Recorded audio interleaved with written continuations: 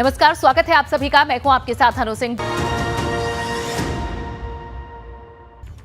और इस बीच एक बड़ी खबर आपको दे दें, यूपी से लोकसभा चुनाव लड़ सकते हैं बिहार के मुख्यमंत्री। फूलपुर लोकसभा सीट से चुनाव लड़ने के कयास लग रहे हैं, जहां नीतीश कुमार के चुनाव लड़ने पर जेडीयू अध्यक्ष का दावा है। नीतीश के लिए यूपी के लोग भी भावुक हैं, ये लल्लन सिंह का कहना है।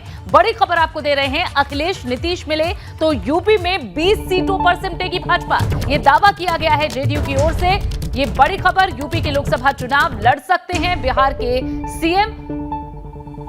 हाल ही में अखिलेश यादव से मुलाकात भी हुई थी और अब इस पर बयान भी आ चुका है जेडीयू की तरफ से। कहा गया कि अखिलेश नीतीश मिले तो यूपी में 20 सीटों पर भाजपा सिमट जाएगी। इस वक्त की ये बड़ी खबर, नीतीश कुमार के चुनाव लड़ने पर जेडीयू के अध्यक्ष का दावा है कि नीतीश के लिए यूपी के लोग भावुक हैं। लल्लन सिंह का यह बयान है। आपको लगता है कि यूपी, बिहार, इन सबों को जो आप एक करने की बात कर रहे हैं, 40 सीट घटाने की बात कर रहे हैं, तो ऐसे में वह क्षेत्र जो है वो मुफीद होगा? नहीं, मुफीद हूँ। यहाँ बिहार में 40 सीट में कौन सा सीट है जो मुख्यमंत्री नीतीश कुमार जी के लिए मुफीद नहीं है? तो इसलिए ये बात नहीं है। हाँ, उत्तर प्रदेश के लोगों की भावना होगी कि मुख्यमंत्री नीतीश कुमार जी यहाँ से लड़ें, तो ये भावना लोग व्यक्त कर रहे हैं और हम लोग को इस बात का गर्व हो रहा है कि हमारे नेता के लिए उत्तर प्रदेश के लोग भी भावुक हैं और वो चाहते हैं कि उत्तर प्रदेश से चुनाव लड़ें। ये भी देखा जा रहा है कि वहाँ पर बड़े जोर से नारा लग रहा है और वो ये है कि एक तरफ अखिलेश, दूसरी तरफ नीतीश कुमार, दोनों की तस्वीरें साथ चल रही हैं और नारे लग रहे हैं कि दोनों साथ आ जाएंगे तो उखाड़ फेंकेंगे। एक चीज़ बता देते हैं, अगला लोकसभा के चुनाव में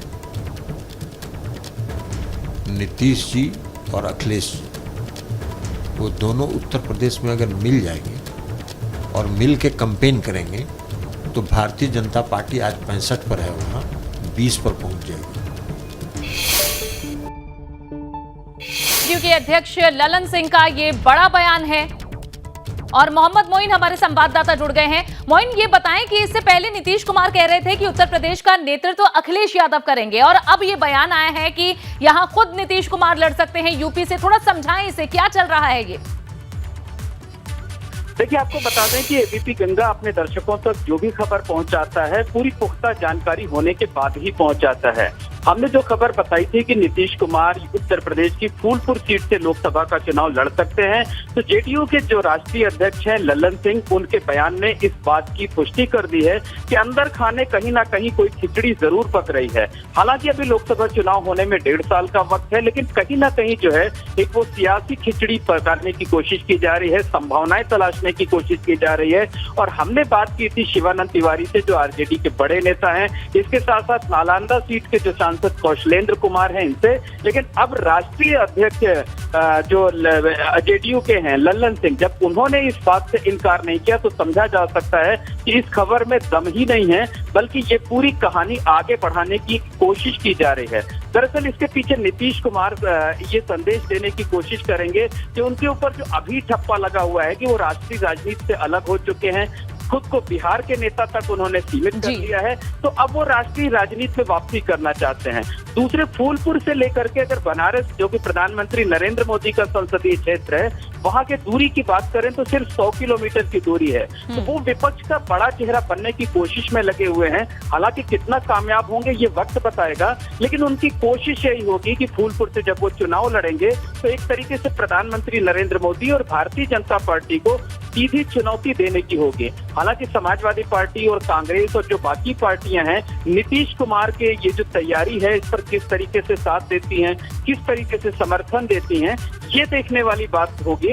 लेकिन ये जरूर कहा जा सकता है कि एक संभावना तलाशी गई है और उस संभावना पर आगे काम किया जा रहा है और 2 नेताओं को लगाया गया है। जो नालंदा के सांसद हैं कौशलेंद्र कुमार, उन्हें लगाया गया है। इसके साथ साथ जो आरजेडी के उपाध्यक्ष हैं, वरिष्ठ नेता हैं शिवानंद तिवारी, उन्हें लगाया गया है। तो लल्लन सिंह ने अभी जो बयान दिया है, एबीपी न्यूज से खास बातचीत की है, उसके बाद ये साफ तौर पर कहा जा सकता है कि ये बात हवा में नहीं है, बल्कि ये पूरी एक स्क्रिप्टेड कहानी कहानी है और उस कहानी को आगे बढ़ाने की कोशिश की जा रही है। और नीतीश कुमार की कोशिश ये है कि वो विपक्ष के एक सर्वमान्य चेहरे के तौर पर सामने आए और पीएम मोदी के विकल्प के तौर पर खुद को विपक्ष की तरफ से पेश करें। ठीक है, ये पूर्वांचल से चुनौती देने की कोशिश तो हो सकती है, इस तौर पर इसे मोइन देखा जा रहा है। और ये भी कयास लगाए जा रहे हैं कि अखिलेश यादव भी लोकसभा का चुनाव लड़ेंगे। तो ऐसे में जो गठबंधन बनता हुआ दिख रहा है लोकसभा के चुनाव के लिए, हमेशा यहाँ टसल रहता है चेहरा कौन होगा इसका। तो क्या ये अभी तक सेटल हो चुका है इन पार्टियों के बीच में? देखिए, अखिलेश यादव बहुत विरोध इसलिए भी नहीं कर सकते हैं क्योंकि अखिलेश यादव और नीतीश कुमार की राजनीति में जमीन आसमान का फर्क है।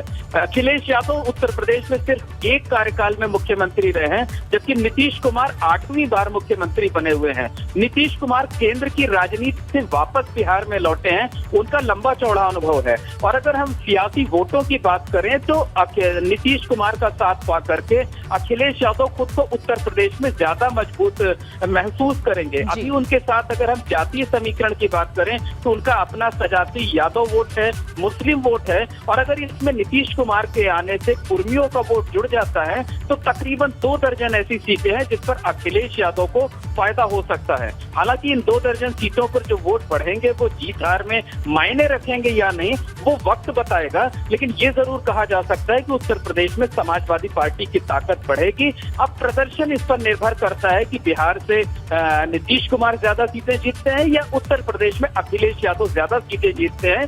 ये सभी अभी संभावनाओं और कयासों पर बात हो रही है।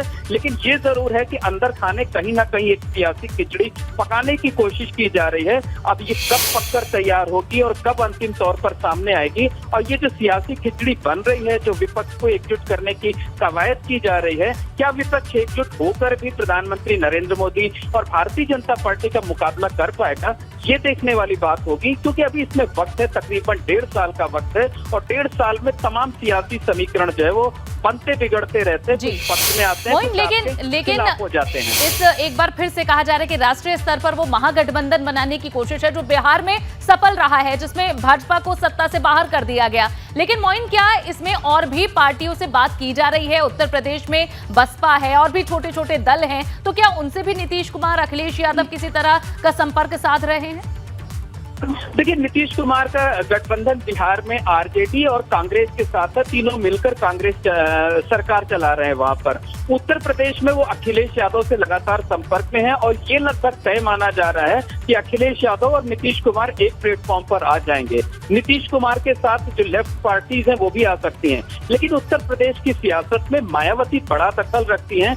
भले ही उनकी पार्टी की ताकत हाल के कुछ चुनाव में घटी हो, लेकिन अभी भी उनके पास एक बड़ा वोट बैंक है। लेकिन अखिलेश यादव जिस गठबंधन में रहेंगे उस गठबंधन में मायावती भी शामिल होंगे, इस बात की उम्मीद कम है। शायद नीतीश कुमार को भी इस बात का एहसास है। यही वजह है कि नीतीश कुमार ने विपक्ष के तमाम नेताओं से मुलाकात की, लेकिन अभी तक उनकी मुलाकात मायावती से नहीं हो सकी है। और ना ही मायावती ने कभी जो विपक्ष को एकजुट करने की कोशिश की जा रही है उसको लेकर कोई बयान दिया है। तो ऐसे में समझा ये जा रहा है कि कांग्रेस, आरजेडी, नीतीश कुमार की पार्टी, समाजवादी पार्टी और लेफ्ट पार्टी उत्तर प्रदेश में एक प्लेटफॉर्म पर आ सकती हैं। भारतीय जनता पार्टी अलग रहेगी और मायावती की बहुजन समाज पार्टी अलग रहेगी। बिल्कुल ठीक है मोइन, बहुत बहुत शुक्रिया पूरी तरह से समझाने के लिए कि आखिर क्या कुछ पक रहा है यहाँ राष्ट्रीय स्तर पर। फिर से एकजुट होकर यहाँ भाजपा को, एनडीए को टक्कर देने की जो कोशिश हो रही है उसके रूप में।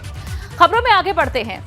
यूपी में सियासी माहौल इस वक्त गर्म है। सुभाषपा में मची भगदड़ को लेकर ओपी राजभर जहां अखिलेश को जिम्मेदार मान रहे हैं, वहीं सुभाषपा छोड़कर अलग पार्टी बनाने वाले शशि प्रताप सिंह ने एबीपी गंगा से बातचीत में बड़ा दावा किया है।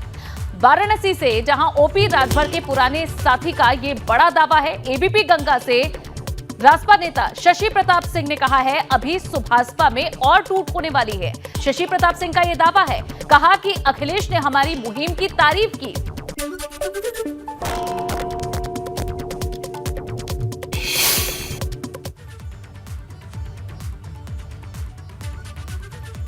कभी जो पूर्वांचल में अपनी सियासत का दम भरते थे, आज उनकी पार्टी के लोग बागी हो रहे हैं।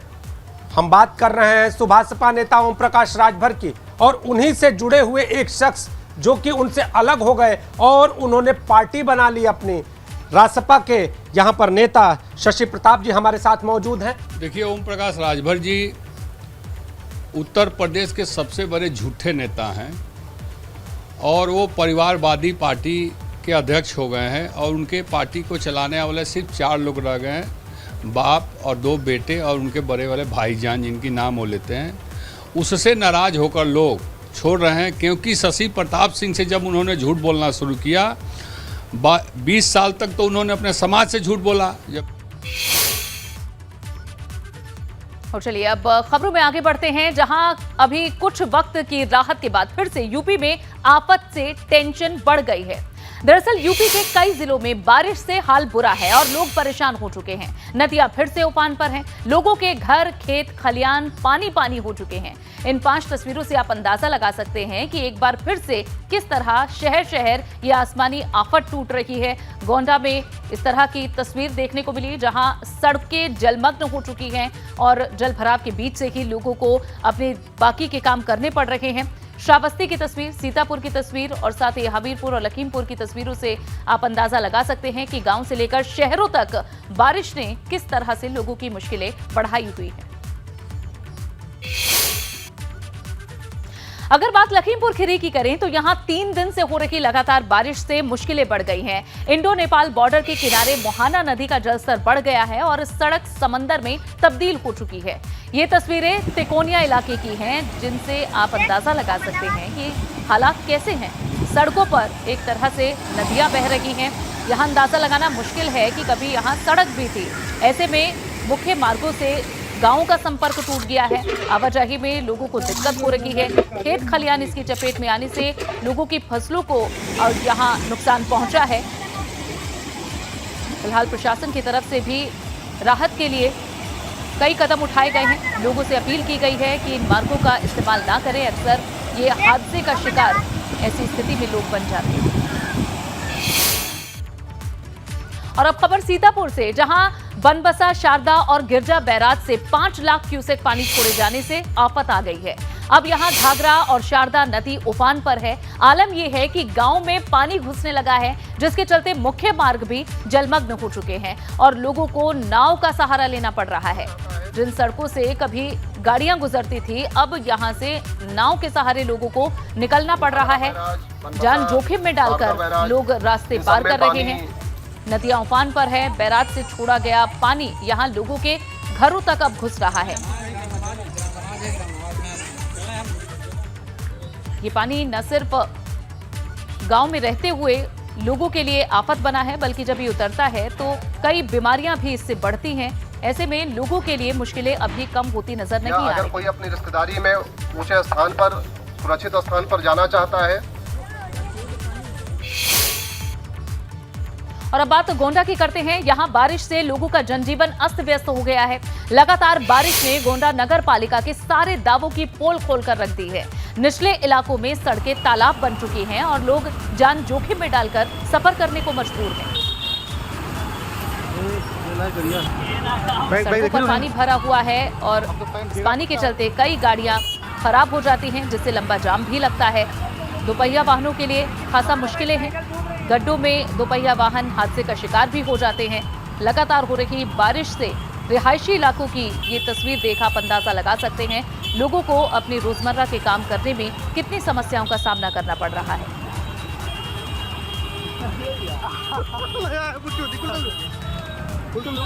वाहनों के पानी में खराब होने से समस्याएं बढ़ जाती हैं।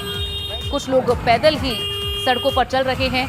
घुटनों तक लगभग पानी भरा हुआ दिख रहा है। वाहनों का निकलना भी मुश्किल हो गया है। बच्चों को स्कूल जाने और लोगों को दफ्तर जाने में खासा दिक्कतें हो रही हैं। और अब खबर विकास नगर से, जहां चलती बस में अचानक से आग लगने से अफरा तफरी मच गई। यात्रा पर जा रही एसी बस में अचानक आग लगने से हड़कंप मच गया। हालांकि बस में बैठे सभी 22 लोगों को सुरक्षित निकाल लिया गया, लेकिन उनका सारा सामान जलकर खाक हो गया। यमुनोत्री जाते वक्त यह हादसा हुआ। सभी यात्री गुजरात के बताए जा रहे हैं।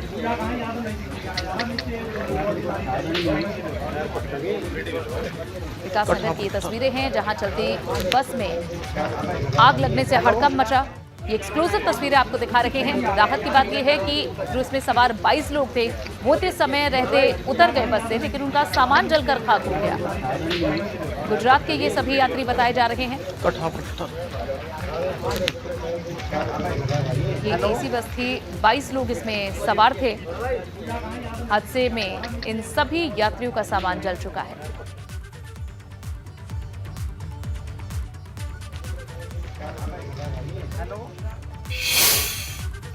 और इस बीच एक बड़ी खबर नैनीताल से। पहाड़ी से पत्थर गिरने से हादसा हुआ है। बोल्डर के नीचे दबी है एक कार, जिसमें एक की मौत हो गई। पत्थर के नीचे दबने से 3 लोग घायल भी हुए हैं। घायलों को अस्पताल में भर्ती कराया गया है। कैची धाम के नजदीक पाडली गांव के पास यह हादसा हुआ है, जहां पहाड़ से लगातार बोल्डर गिर रहे थे। और नैनीताल की ये तस्वीरें आप देख रहे हैं। पहाड़ी से पत्थर गिरने से यह हादसा हुआ है। बोल्डर के नीचे एक कार दब गई। 3 लोग इसमें घायल हुए हैं। एक शख्स की मौत हो गई। इन तस्वीरों से आप अंदाजा लगा सकते हैं कि कितना खतरनाक ये पूरा हादसा रहा है। पत्थर के नीचे दबने से 3 लोग घायल हुए, जिन्हें अस्पताल में भर्ती कराया गया। कैंची धाम के नजदीक पाडली गांव के पास यह हादसा हुआ है। एक्सक्लूसिव तस्वीरें। इस हादसे में 3 लोग घायल हुए हैं, जबकि एक शख्स की मौत हो चुकी है। पहाड़ी से पत्थर गिरने से यह हादसा हुआ। और इसी के साथ खबरों में फिलहाल के लिए बस इतना ही।